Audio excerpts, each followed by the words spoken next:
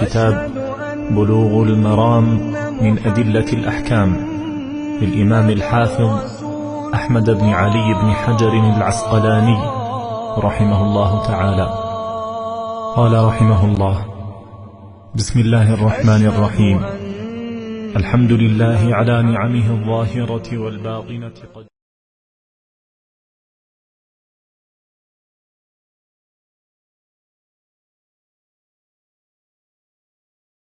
الرحمن الرحيم. إن الحمد لله نحمده ونستعينه ونستغفره ونعوذ بالله من شرور أنفسنا ومن سيئات أعمالنا. من يهده الله فلا مضل له ومن يضلله فلا هادي له، وأشهد أن لا إله إلا الله وأشهد أن محمدا عبده ورسوله.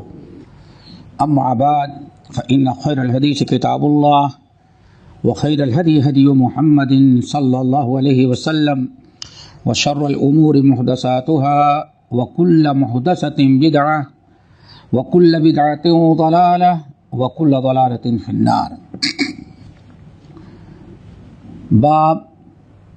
باب صوم التطوع وما نهي عن صومه.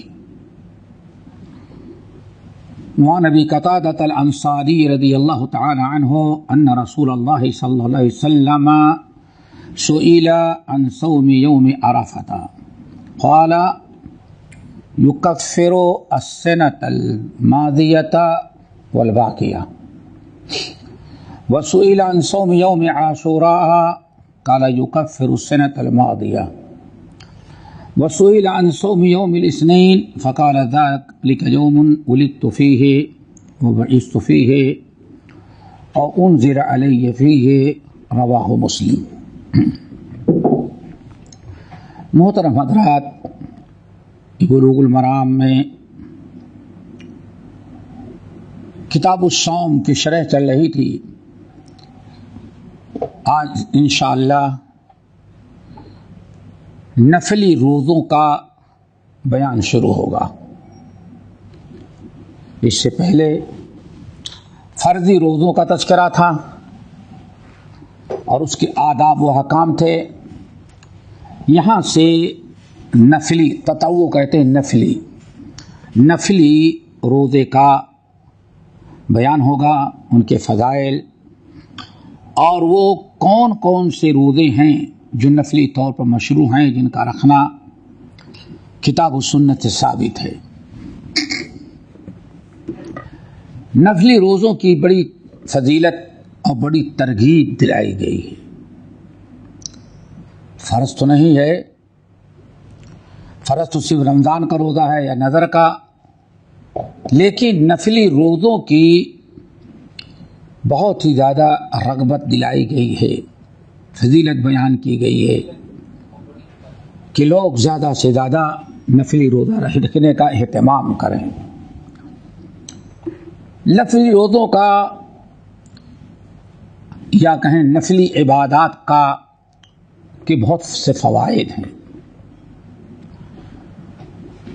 ایک فائدہ تو یہ ہے کہ فرضی عبادات انسان جو کرتا ہے اس میں اگر کوئی کمی بیشی رہ جاتی ہے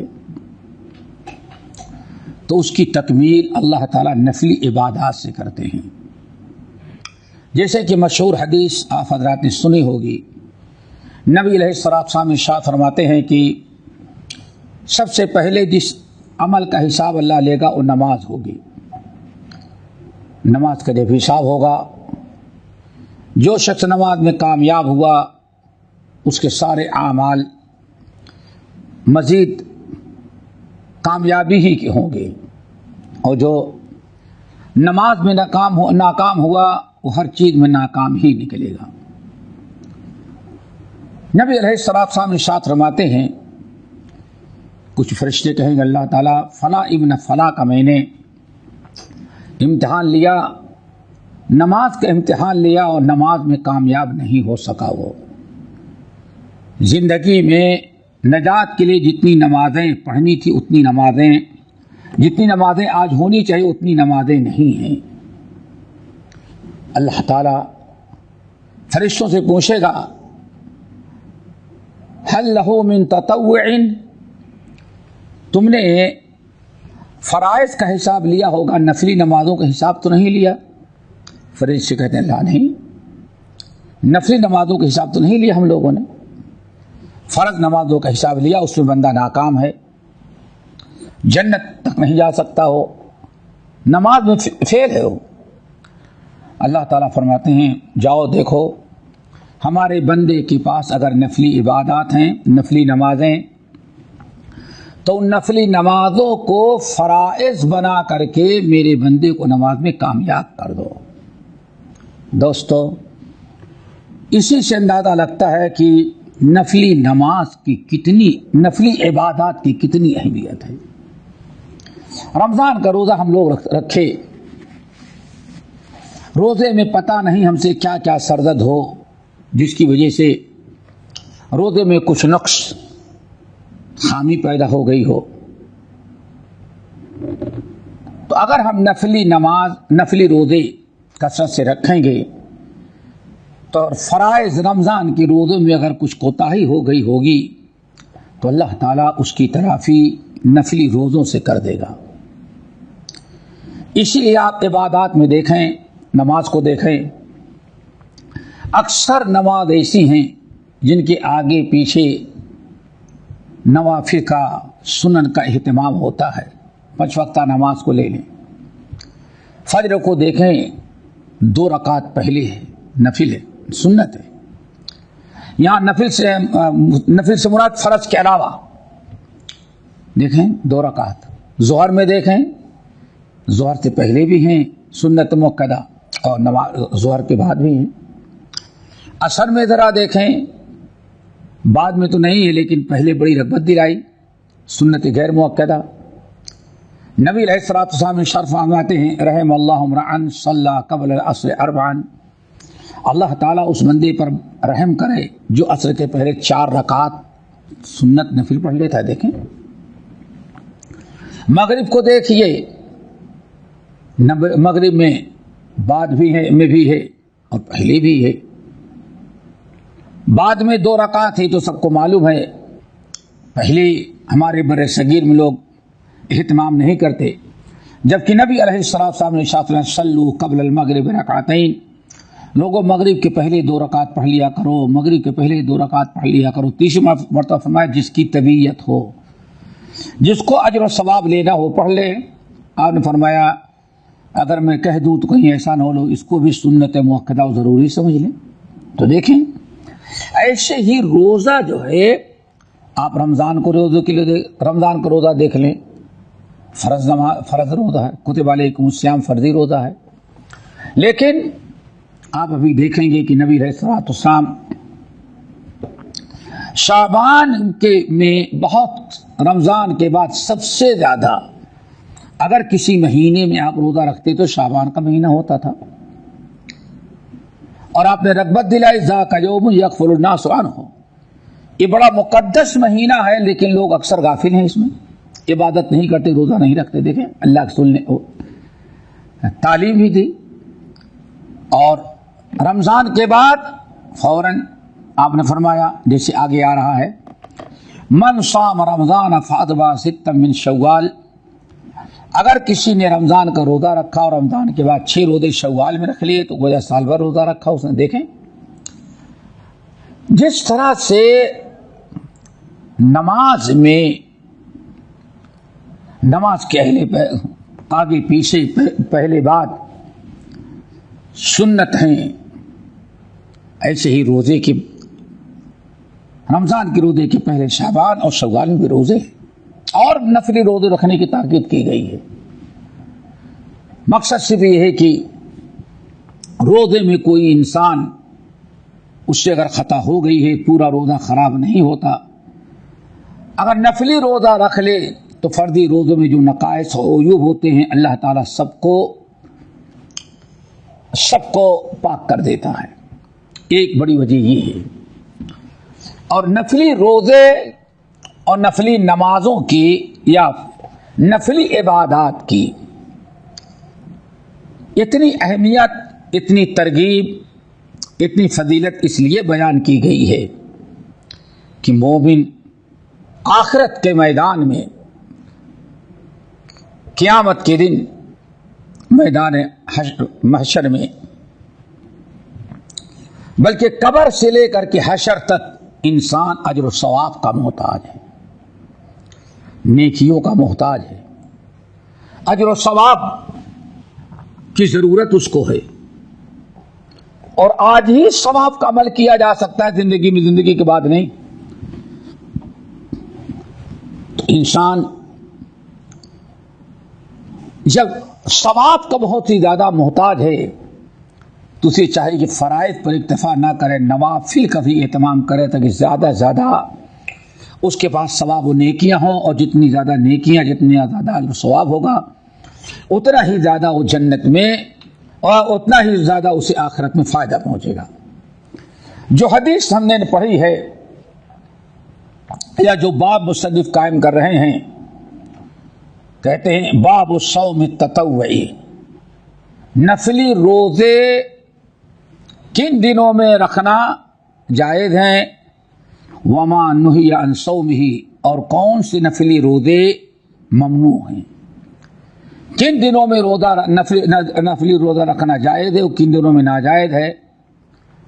یہ باب ہے، اس میں اسی قسم کی حدیثیں آئیں گی۔ سب سے پہلی حدیث مشہور صحابی ابو قتادہ انصاری رضی اللہ تعالی عنہ کی ہے۔ ابو قتادہ الانصاری رضی اللہ تعالی عنہ کہتے ہیں کہ ان رسول اللہ صلی اللہ علیہ وسلم سئل عن صوم یوم عرفہ تھا، کہ نبی علیہ السلام سے یوم عرفہ کے روزے کے متعلق پوچھا گیا کہ یا رسول اللہ اس کا کیا مقام مرتبہ ہے، کیا اس کا اجر و ثواب ہے، کیا اس کی اہمیت ہے؟ تو اللہ رسول نے فرمایا یوم عرفہ کے روزے کے بارے میں کیا پوچھنا، یکفر السنۃ الماضیۃ والباقیہ،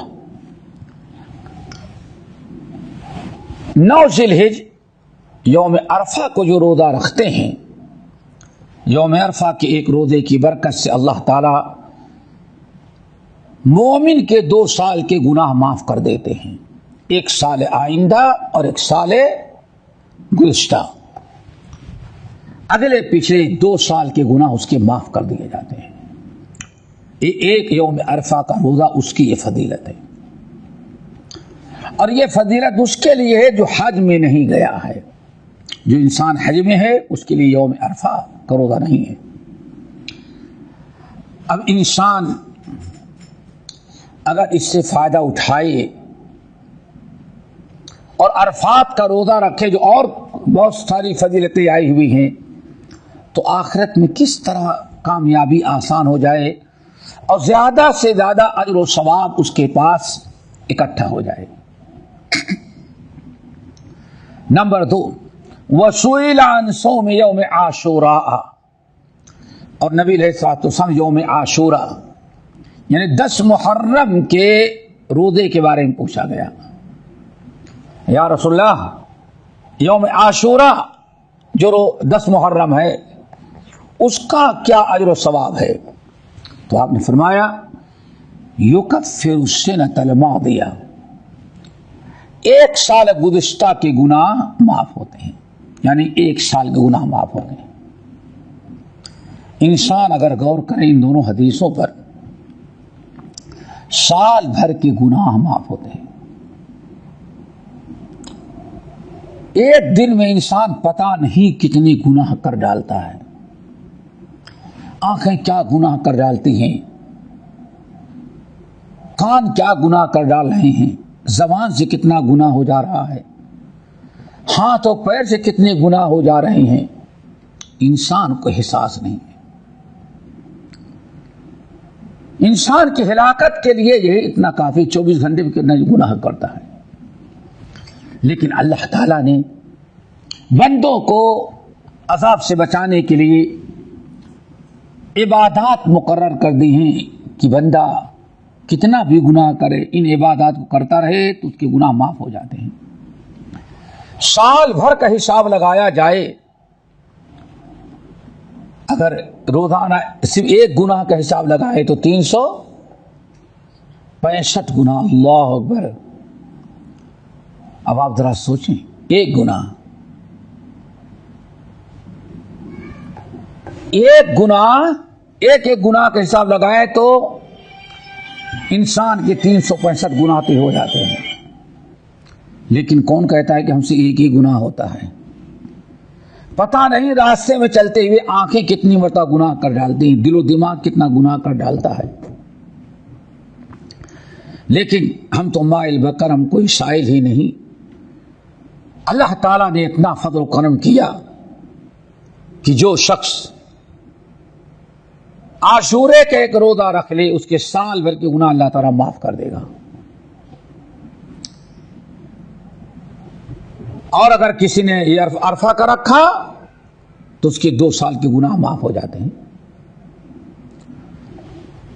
نمبر 3،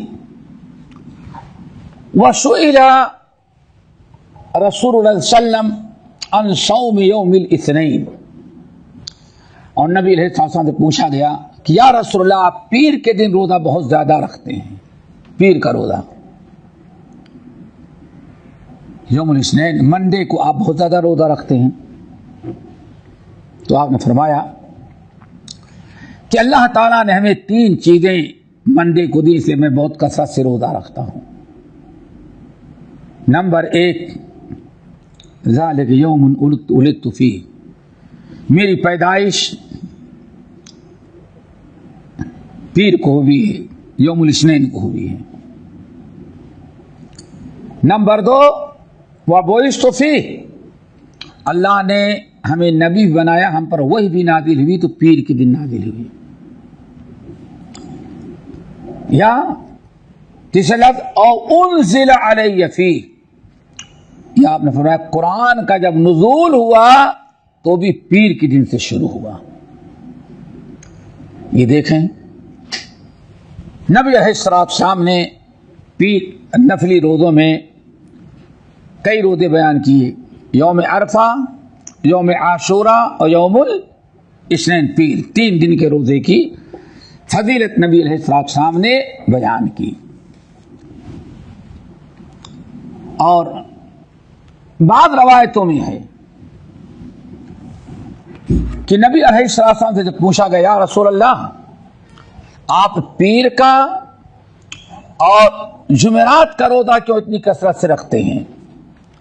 نبی علیہ السلام ہر پیر اور ہر جمعرات کا روزہ رکھتے تھے. تو آپ نے فرمایا پیر کو تو روزہ اس لیے رکھتے ہیں کہ بندوں کے اعمال ہفتے میں 2 دن پیش ہوتے ہیں. ایک جمعے کا دن ہے، جمعے کے دن اللہ تعالیٰ بندوں کے اعمال فرشتے جب اللہ تعالیٰ کے پاس پیش کرتے ہیں تو اللہ تعالیٰ میں روزہ رکھتا ہوں، میں چاہتا ہوں کہ میرے نام اعمال پیر کے دن اللہ کے سامنے پیش ہوں تو اس وقت میں روزے سے رہوں. تو 2 وجہ آپ نے بتائی، ایک تو نبوت ملی، رسالت ملی، ولادت آپ کی ہوئی، اور پیر کو روزہ رکھنے کا دوسرا سبب جو عموم ہے عام انسانوں کے لیے ہے. اللہ نے فرمایا کہ نام بندوں کے ہفتہ واری اعمال اللہ تعالیٰ کے ہاں پیر اور جمعرات کو پیش ہوتے ہیں، تو میں روزہ رکھتا ہوں تاکہ اللہ تعالیٰ کے ہاں اعمال پیش کیے جائیں، میں تو ہم روزے سے ہوں. یہ ہو گیا. اگلی حدیث بڑی اہم ہے، وعن ابی ایوب الانصاری رضی اللہ تعالی عنہ ان رسول اللہ صلی اللہ علیہ وسلم قال من صام رمضان ثم اتبعه 6 من شوال کان کصیام الدہر. جو شخص رمضان کا روزہ رکھتا ہے، ابو ایوب الانصاری رضی اللہ تعالیٰ عنہ راوی حدیث کے کہتے ہیں کہ اللہ کے رسول نے فرمایا من صام رمضان، جس شخص نے رمضان کا روزہ رکھا، ثم اتبعه 6 من شوال، پھر اللہ تعالیٰ نے 6 دن کا روزہ، پھر رمضان کے بعد شوال میں اس نے 6 دن کا روزہ اور رکھ لیا. یعنی رمضان کا روزہ رکھا اور رمضان کا روزہ رکھنے کے بعد ثم اتبعہ ستا من شوال، اس نے 6 روزے شوال کے رکھ لیے،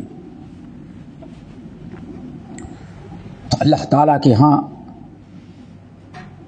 اس کا یہ اجر و ثواب اور مقام ہو گیا۔ آپ نے فرمایا کانا کصیام الدہر، تو اللہ تعالیٰ کے ہاں لکھا جاتا ہے کہ پورے سال بھر اس نے روزہ رکھا۔ یہ حدیث صحیح مسلم کی ہے۔ حدیث کا مفہوم اور معنی بالکل واضح ہے، آسانی سے انسان سمجھ سکتا ہے کہ رمضان کا روزہ فرض ہے، چاند نکلتے ہی رمضان ختم ہو جاتا ہے، شوال کا چاند نکلا ختم، رمضان کا مہینہ ختم ہو گیا۔ اب اگر کوئی انسان، کوئی شخص ماہ رمضان کے روزے سے فارغ ہونے کے بعد شوال کے مہینے میں 6 دن کا روزہ اور رکھ لے تو وہ سمجھا جاتا ہے کہ اس نے سال بھر کا روزہ رکھا۔ اللہ تعالیٰ کے ہاں اسے سال بھر کا روزہ رکھنے والا شمار کیا جاتا ہے۔ وہ کیسے؟ ایک دوسری حدیث میں نبی علیہ الصلوۃ والسلام نے حساب لگا کر کے بتایا کہ اللہ رب العالمین کے ہاں کم سے کم 1 نیکی کا بدلہ 10 کا ہے۔ من جاء بالحسنۃ فلہ عشر امثالھا، کہ جس شخص نے نیکی کیا تو 1 نیکی کا بدلہ کم سے کم اسے 10 ملے گا۔ پھر آپ نے فرمایا فشہر رمضان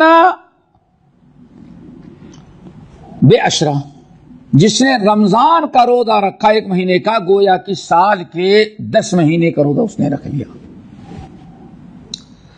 سال کے 10 مہینے کا روزہ رکھا، 1 نیکی کا بدلہ 10 ہے تب، اس حساب سے۔ پھر اب سال کے لیے 2 مہینہ اور ہونا چاہیے۔ اب 2 مہینے میں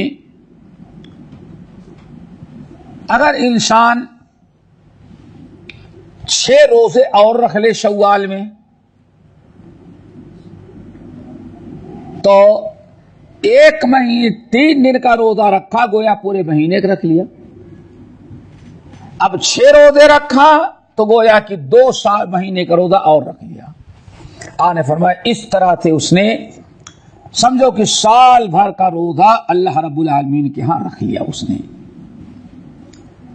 یہ اللہ رب العالمین کا فضل و کرم اور اس کی کرم نوازیاں ہیں کہ 6 دن کا روزہ نفلی طور پر اور مقرر کر دیا تاکہ ہمارا پورا سال روزے والا سال ہو جائے۔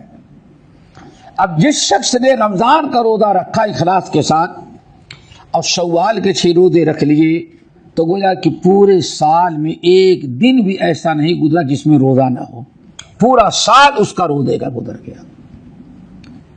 یہ حدیث بڑی اہم ہے، اہل علم کا تقریباً اسی پر عمل ہے۔ حنابلہ، شوافی، موالک،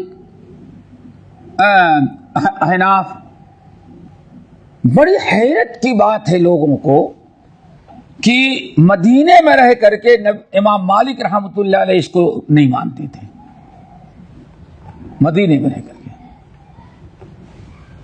یہ عجیب شائق امام مالک رحمۃ اللہ علیہ کہتے تھے ہم نے تو کسی کو رمضان کا روزہ رکھتے ہے، شوال کا روزہ رکھتے ہوئے کسی کو نہیں دیکھا، سوا امام مالک کے تقریباً ہر امام، ہر مجتہد نے روزے کو مستحب قرار دیا، روزہ رکھنے کا حکم دیا، لیکن امام مالک رحمۃ اللہ علیہ نے اس کے سنیت اور استحباب کا انکار کیا۔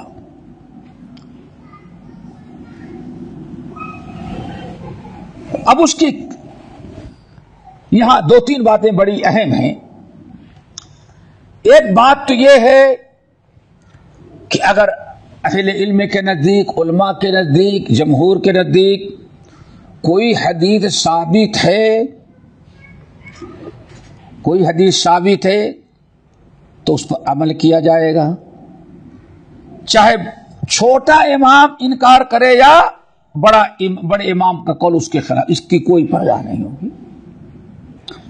امام کی بات کی وجہ سے نبی صلی اللہ علیہ وسلم کی ایسی حدیث جس کی صحت پر تمام علماء کا اتفاق رد نہیں کیا جا سکتا۔ ہمیں دیکھنا ہے کہ اللہ رسول نے رکھا، ہم رکھیں گے۔ نمبر 2، امام مالک رحمت اللہ علیہ کے نزدیک کیوں نہیں ہے، وہ کیوں نہیں مانتے تھے؟ تو اس کی کئی وجہ ہیں دوستوں۔ نمبر 1، امام مالک رحمت اللہ علیہ کا ایک اصول ہے، وہ یاد رکھیے گا، ایک اصول ہے کہ عمل اہل المدینہ حجہ، عمل اہل المدینہ حجہ، اہل مدینہ کا عمل امام مالک کے نزدیک بہت بڑی حجت اور دلیل ہے، یہ یاد رکھیں۔ یہ امام مالک رحمۃ اللہ علیہ کے ایک اصول ہے کہ اہل مدینہ جو عمل کر رہے ہیں وہ حجت ہے، اور جو عمل نہیں کہہ رہے ہیں وہ حجت نہیں ہو سکتا۔ امام مالک رحمۃ اللہ علیہ نے اہل مدینہ کو غالباً روزہ رکھتے ہوئے نہیں دیکھا، اسی لیے امام مالک رحمۃ اللہ نے کہا کہ اہل مدینہ کے ہاں ہم اس کے روزے کے قائل نہیں ہیں۔ اور یہاں یہ سمجھنا ہے کہ اہل مدینہ، عمل اہل مدینہ کیوں حجت ہے امام مالک رحمۃ اللہ علیہ کے نزدیک؟ امام مالک اپنی کتاب موطا میں بہت سارے مقام پر کہتے ہیں حدیث یہ، لیکن ہم نے اہل مدینہ کو عمل کرتے ہوئے اس طرح سے دیکھا ہے، یعنی حدیث اور اہل مدینہ کے عمل باقاعدہ ٹکراؤ ہے۔ یہ امام مالک رحمۃ اللہ علیہ کا اصول تھا، لیکن امام مالک نے اصول کیوں بنایا وہ سمجھنے کی چیز ہے۔ امام مالک نے یہ اصول کیوں بنایا؟ تو امام مالک رحمۃ اللہ علیہ کہتے تھے دیکھو، مدینہ نبی علیہ السلام مدینے میں رہے، یہیں وفات پائے، نبی علیہ السلام کے اقوال اور افعال کو اہل مدینہ ہی نے محفوظ کیا، وہی اچھی طرح سے سنے، وہی یاد کیے، وہی بعد میں پہنچائے، اور اسی پر اہل مدینہ نے عمل کیا۔ اب اہل مدینہ صحابہ کی اولاد، تابعین کی اولاد، اگر کوئی عمل نہیں کر رہے ہیں تو اس کا مطلب ہے کہ انہوں نے اپنے بڑوں کو کرتے ہوئے نہیں دیکھا، اور بڑے نہیں کر رہے ہیں تو اس کا مطلب کہ وہ عمل ہے نہیں، ورنہ وہ صحابہ کرام رضوان اللہ علیہم اجمعین اللہ کے رسول کے عمل کو کیسے رد کر دیتے۔ امام مالک کی قول سمجھ میں آ گیا ہوگا۔ امام مالک رحمۃ اللہ علیہ یہ مدینے میں جو ہیں یہ صحابہ کی اولاد ہیں اور تابعین کی اولاد، نسل دیکھیں۔ اب اگر یہ کوئی حدیث ہم پڑھ رہے ہیں، کوئی چیز ہے، لیکن یہ مدینے والے لوگ اس پر عمل نہیں کر رہے ہیں، ایک آدمی عمل نہ کرے، دونوں کا پورا مدینہ ہی عمل نہیں کر رہا ہے، اور یہ لوگ جو ہیں یہ صحابہ اور تابعین کی اولاد ہیں، ان کے باپ دادا تابعی تھے اور وہ کے باپ دادا جو ہے صحابی تھے، آخر صحابہ عمل کرتے ہوتے تو ان سے دیکھ کے ان کی اولاد، پھر ان کی آج تک اس پر عمل ہوتا، لیکن پورے مدینے ہی کے لوگوں نے کوئی عمل چھوڑ دیا ہے، اس کا مطلب ہے کہ وہ عمل مشروع نہیں ہے۔ حدیث ہے تو اس میں کوئی وجہ ہوگی جس کی بنا پر یہ لوگ عمل نہیں کرتے رہے۔ بظاہر امام مالک رحمۃ اللہ علیہ کا قول بہت ہی مناسب لگتا ہے، لیکن امام مالک رحمۃ اللہ علیہ کے علاوہ امام ابو حنیفہ، امام شافعی، احمد بن حنبل، جمہور اہل الحدیث، ان تمام یا جمہور امت نے امام مالک کی سلسلے مخالفت کی ہے۔ اس سلسلے میں امام مالک کے قول کو رد کر دیا ہے، بلکہ بعض اہل علم نے تو امام مالک رحمۃ اللہ علیہ کے زمانے ہی میں ان کی رد میں کتاب لکھی اور آج تک وہ کتابیں موجود ہیں۔ امام مالک رحمۃ اللہ علیہ کا یہ اپنا ایک تصور تھا، اپنی ایک سمجھ تھی، اپنا ایک اجتہاد تھا، لیکن دوسرے اہل علم، دوسرے ائمہ، جمہور کہتے ہیں نہیں، جو چیز حدیث میں آ گئی اس پر ہم عمل کریں گے، چاہے صحابہ چاہے اہل مدینہ کا اس پر عمل ہو یا نہ ہو۔ رہی ایک بات یہ کہ صحابہ کرام مدینے میں تھے، بالکل صحیح تھے، لیکن نبی علیہ السلام کی وفات کے بعد مختلف مقاصد کی بنا پر صحابہ کرام کی ایک بڑی جماعت تھی جو مدینہ چھوڑ کر کے چلے گئے تھے، کوفہ میں جا کے آباد ہوئی، شام میں جا کر کے آباد ہوئی۔ ابو الدرداء خود دیکھیں، خود علی کوفہ چلے گئے تھے رضی اللہ تعالیٰ عنہ، حسن حسین کوفہ چلے گئے تھے۔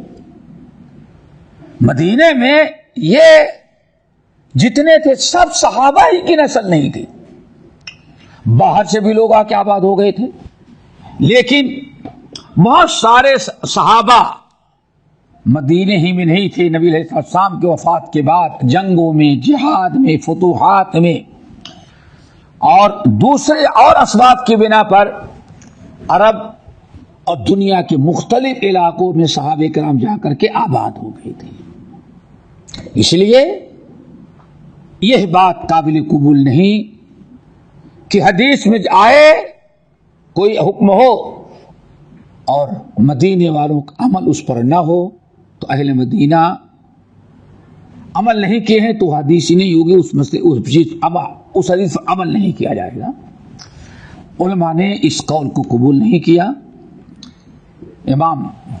بلکہ تمام اہل علم نے، ائمہ ثلاثہ نے اور جمہور نے، سارے اہل الحدیث اور محدثین نے شوال کے 6 روزے کی حدیث جو ابو ایوب انصاری سے مروی ہے اس کو قبول کیا، اور اسی کی بنا پر باقاعدہ آج بھی مسلمانوں بہت بڑی تعداد ہے جو رمضان کے بعد شوال کے 6 روزوں کا بھی اہتمام کرتے ہیں۔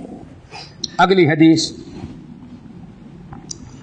وعن ابی سعید الخدری رضی اللہ تعالی عنہ قال قال رسول اللہ صلی اللہ علیہ وسلم ما من عبد يصوم يوما في سبيل الله الا باعد الله بذلك اليوم عن وجهه النار 70 خريفا متفق عليه واللفظ لمسلم۔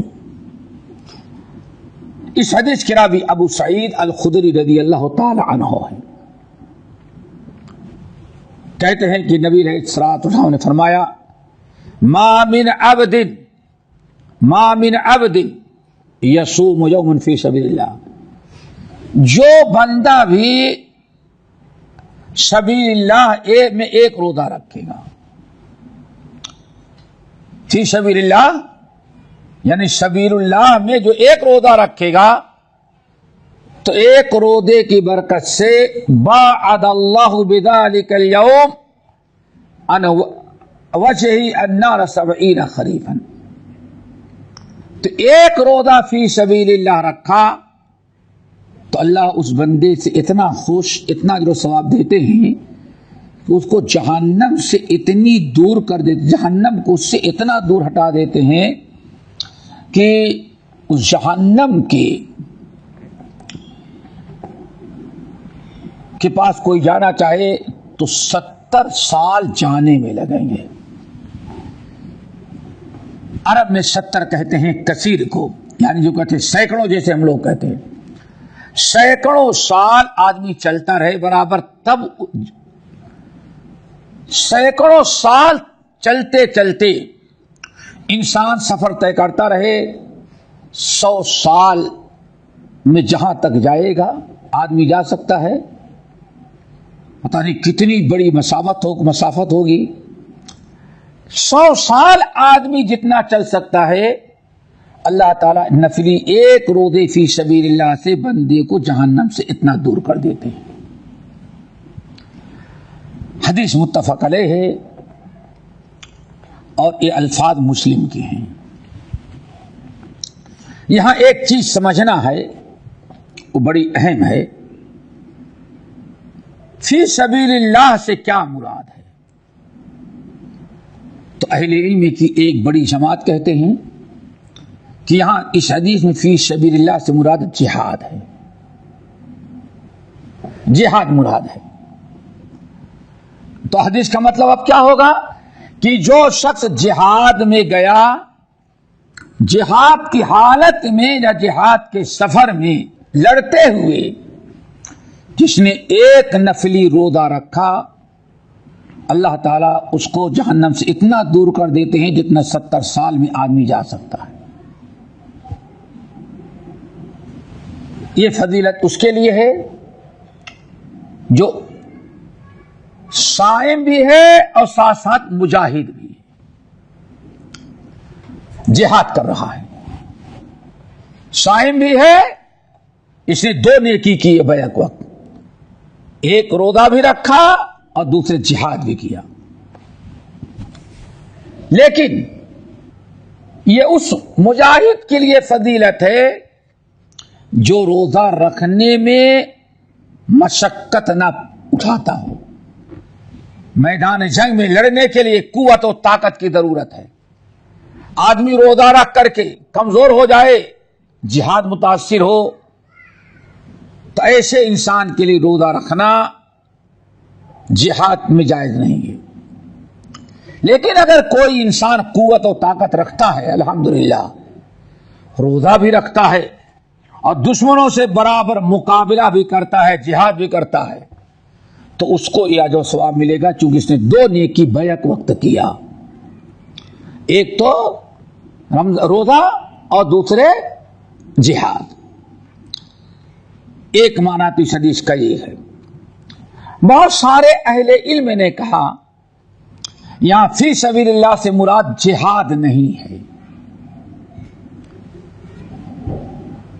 بلکہ اخلاص، اللہ کی رضا ہے۔ جیسے ہم کہتے ہیں 100 آدمی، ایک آدمی 100 درہم خرچ کیا، کہاں ہم نے فی سبیل اللہ اس کو صدقہ کر۔ دیکھیں ہر اچھے کام کو سبیل اللہ کہا جاتا ہے، تو یہاں مراد ہے ما من عبد یصوم یوما فی سبیل اللہ، فی سبیل اللہ سے مراد اخلاص ہے، الاحسان، اللہ کی رضا۔ جو شخص فی سبیل اللہ یعنی اللہ کی رضا کے لیے اخلاص کے ساتھ ایک دن کا روزہ رکھتا ہے، اللہ تعالیٰ اس کو جہنم سے اتنی دور کر دیتے جتنا فاصلہ 100 سال چل کر کے آدمی طے کر سکتا ہے۔ اس کا مطلب کیا ہوا؟ یعنی چاہے انسان مجاہد ہو یا غیر مجاہد، ہر روزے دار جو اللہ تعالیٰ کی سے اجر و ثواب کی نیت سے، اخلاص کے ساتھ، تقرب اللہ کی غرض سے جو بھی روزہ رکھے گا اس کو فی سبیل اللہ کہا جاتا ہے، اور گرچہ غیر مجاہد ہو اس کو بھی اجر و ثواب ملے گا۔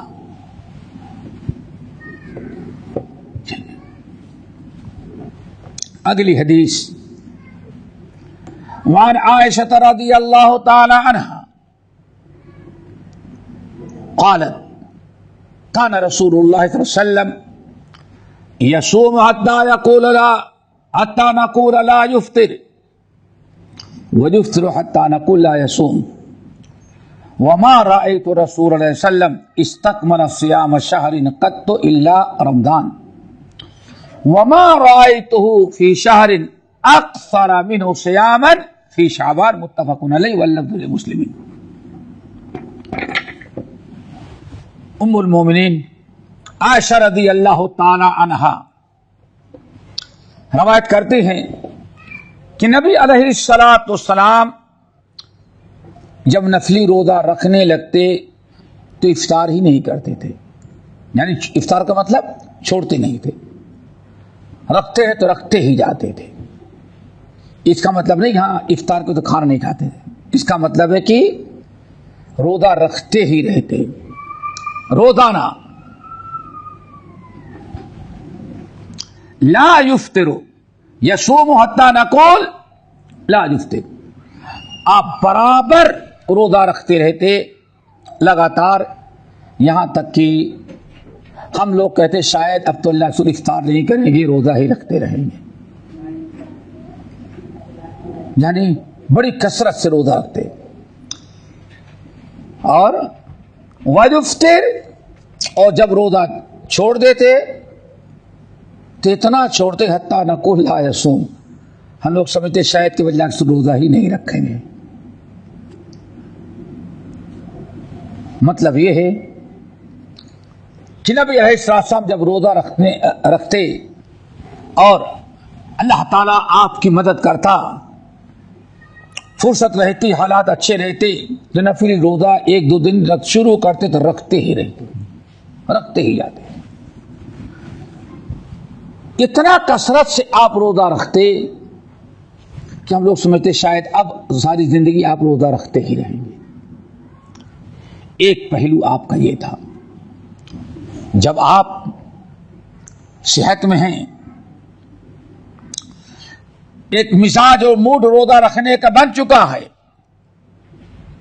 اور آپ روزہ رکھنا شروع کرتے تو اتنی دلچسپی ہوتی اور اتنا مزہ آپ کو آتا کہ ایک دو دن نہیں بلکہ آپ روزہ رکھتے ہی رہتے، ڈیلی روزانہ. کہتے ہیں حضرت عائشہ ہم لوگ سمجھتے شاید کہ اب تو اللہ سے روزہ نہیں چھوڑیں گے، روزہ ہی رکھتے رہیں گے. یعنی اتنا زیادہ آپ روزہ رکھتے اتنے لمبے پیریڈ تک.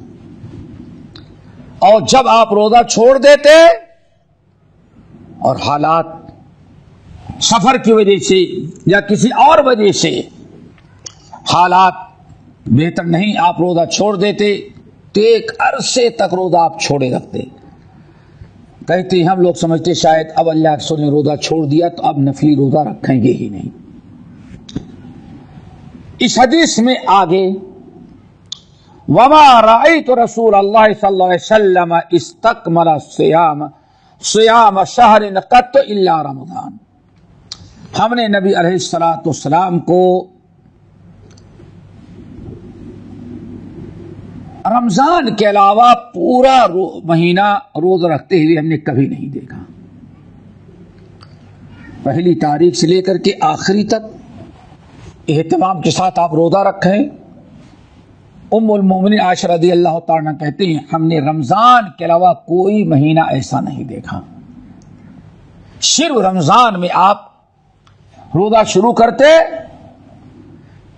رمضان کا چاند نکلا آپ روزہ رکھنا شروع کرتے تو جب تک شوال کا چاند نہ آئے آپ پورے مہینے کا روزہ رکھتے تھے، آپ چھوڑتے نہیں تھے. رمضان کے علاوہ کوئی ایسا مہینہ نہیں ہے جس میں آپ نے پورے مہینے کو روزہ رکھا. روزہ رکھتے رہے 2 4 دن 6 دن 10 دن 8 دن، لیکن پورا مہینہ نہیں رکھتے تھے کہ ہاں پہلی چاند کی پہلی تاریخ سے لے کر کے آخری تاریخ تک روزہ، ایسا نہیں کیا. اللہ سن لیں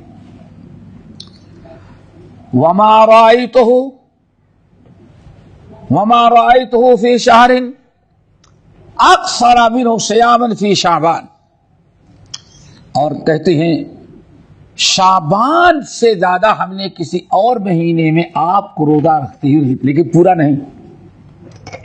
نہیں. تو یعنی سال میں رمضان کے بعد سب سے زیادہ روزہ نبی علیہ السلام جو رکھتے تھے وہ شعبان کے مہینے میں رکھا کرتے تھے. شعبان کے مہینے میں آپ کثرت سے روزہ رکھتے، جیسے کہ حضرت عائشہ رضی اللہ تعالیٰ دیگر کی روایتیں ہیں کہ معلوم پڑتا تھا کہ نبی علیہ السلام آخر تک لے جائیں گے۔ چلو اب یہ اگلی حدیث جو ابو ذر غفاری رضی اللہ تعالیٰ عنہ کی، اس میں نفلی روزوں کی ایک خاص قسم کا تذکرہ ہے، خاص قسم تذکرہ ہے۔ حدیث کے راوی ہے مشہور صحابی ابو ذر الغفاری رضی اللہ تعالی عنہ، کہتے امرنا رسول اللہ صلی اللہ علیہ وسلم ان نصوم من الشہر 3 ایام 13 و14 و15 رواہ النسائی والترمذی وصححہ ابن حبان۔ ابو ذر غفاری رضی اللہ تعالیٰ عنہ کہتے ہیں کہ رسول اللہ صلی اللہ علیہ وسلم نے ہم لوگوں کو حکم دیا، دیکھیں نبی علیہ السلام نے حکم دیا، حکم کا مطلب فرضی نہیں، فرض نہیں کیا لیکن تاکید کی، ان نصوم من الشہر 3 ایام، کہ ہر مہینے میں 3 دن کا روزہ ہم رکھا کریں۔ نبی علیہ السلام نے یہ لوگوں کو رغبت دلائی کہ ہر مہینے روزہ رکھو، 13 تاریخ کو، 14 تاریخ کو اور 15 تاریخ کو، یہ 3 دن، 13، 14 اور 15، یہ 3 دن روزہ رکھنا ہے۔ ان 3 دنوں میں روزہ رکھنے کی اللہ رسول تاکید کرتے تھے۔ نفلی روزوں میں آپ دیکھیں گے تو ایام 20 کے روزے کی زیادہ تاکید آئی ہوئی ہے۔ نبی علیہ السلام مختلف صحابہ کرام کو، خود حضرت ابو ہریرہ کو، یہاں دیکھیے ابو ذر غفاری کو، اور لوگ تھے اللہ رسول تاکید کرتے تھے کہ ان کو کہا جاتا ہے ایام 20 کے روزے، 13، 14، 15، ان کو ایام 20 کہتے ہیں۔ ایام 20 سے اس لیے کہتے ہیں کہ یہ 3 دن جو ایسے 3 تاریخوں میں چاند خوب روشن رہتا ہے، پورا رہتا ہے، پوری رات منور رہتی ہے۔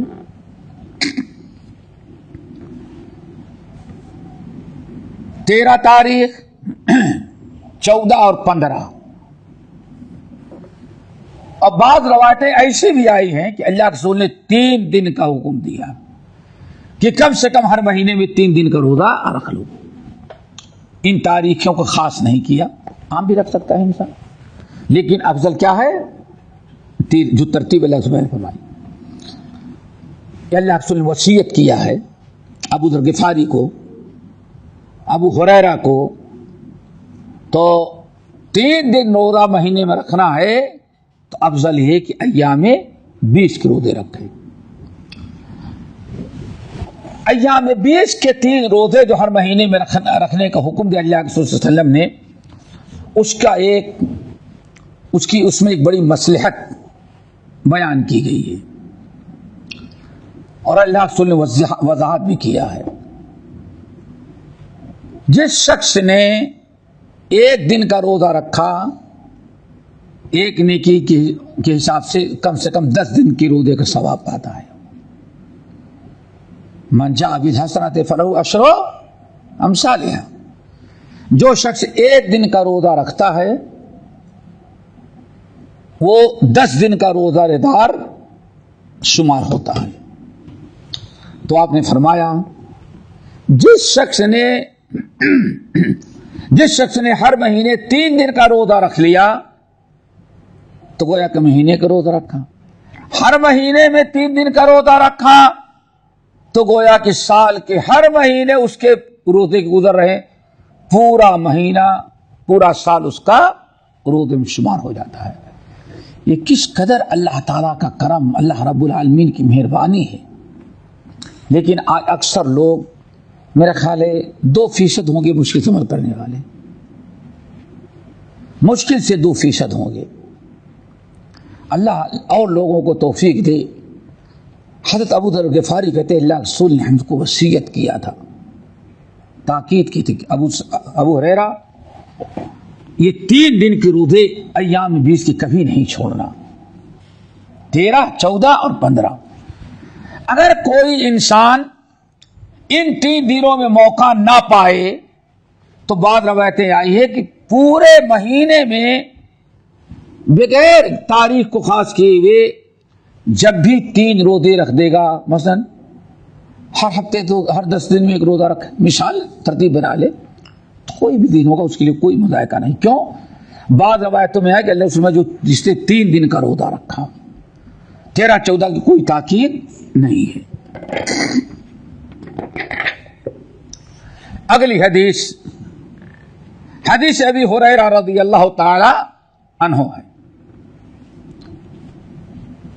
ابو ہریرہ رضی اللہ تعالی عنہ کہتے ہیں ان رسول اللہ صلی اللہ علیہ وسلم قال لا يحل للمرأة ان تصوم وزوجها شاهد الا باذنه، متفق علیہ واللفظ للبخاری وزاد ابو داود غیر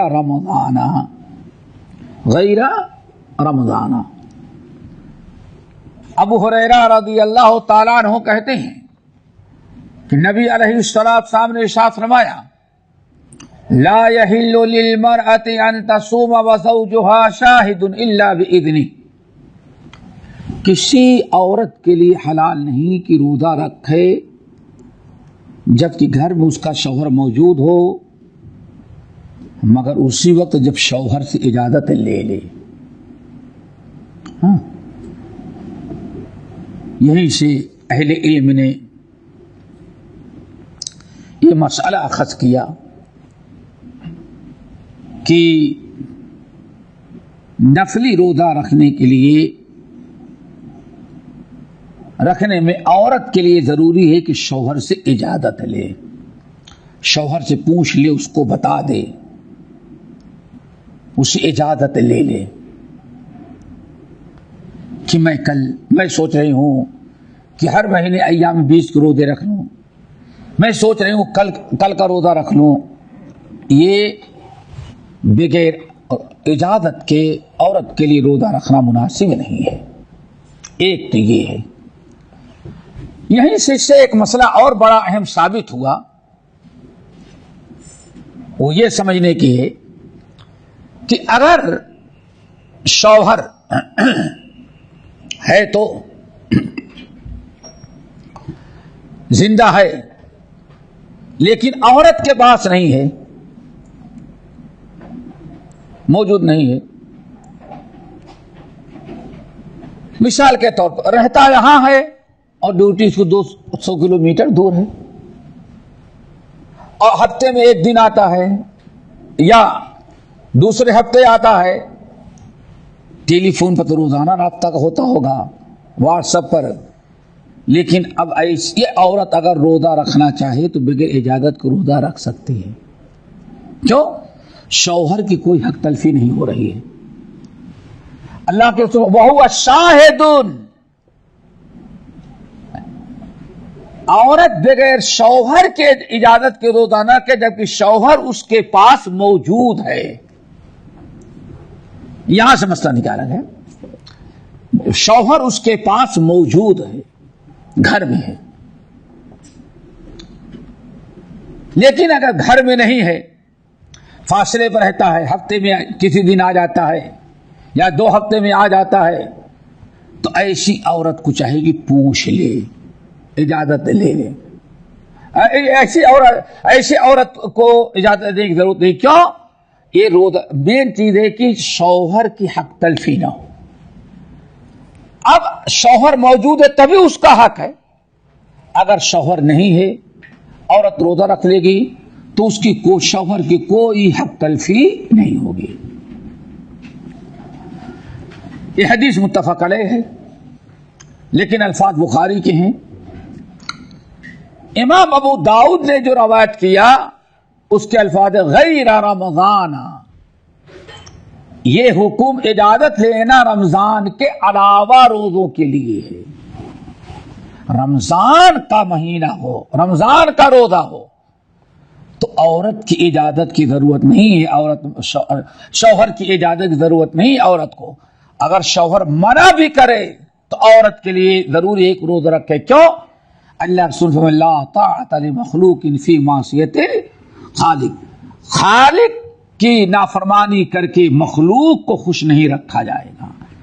تو یہ بڑا اہم لفظ ہے، اس کو یاد رکھنا چاہیے کہ عورت کو شوہر سے اجازت لینی ہے جبکہ شوہر گھر میں موجود ہو، یا ڈیوٹی جاتا ہے، کرتا ہے 2-4 گھنٹے، پھر گھر میں آ کے آ جاتا ہے.